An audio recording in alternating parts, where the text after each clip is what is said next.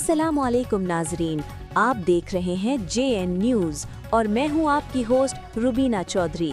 सबसे पहले नजर डालते हैं आज की अहम खबरों पर।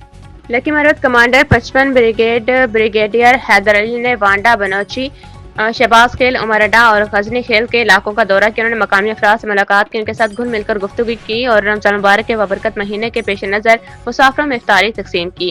इस इक़दाम का मकसद माह रमजान की रूह को उजागर करना, बाहमी अखुवत, हमदर्दी और कौमी यकजहती को फ़रोग़ देना, जबकि अवाम के साथ मजबूत और मुस्बत ताल्लुकात को मज़ीद मुस्तहकम करना था। इस सरगर्मी के जरिए न सिर्फ इंसानी हमदर्दी और भाईचारे का अमली मुजाहरा किया गया, बल्कि अवाम की खिदमत और इनके साथ यकजहती के अज़म का यादा भी किया गया। मज़ीद बरां इस मौका पर सिक्योरिटी इंतजामात का भी जायजा लिया गया और इस अमर को यकीनी बनाया गया कि मुसाफिरों को महफूज और पूर अमर सफर की सहूलत मुयसर रहे। इस इक़दाम के जरिए वाज़ेह पैगाम दिया गया कि पाक फौज हर वक्त और हर मौका पर अवाम की खिदमत और इनकी हिफाजत के लिए मौजूद है।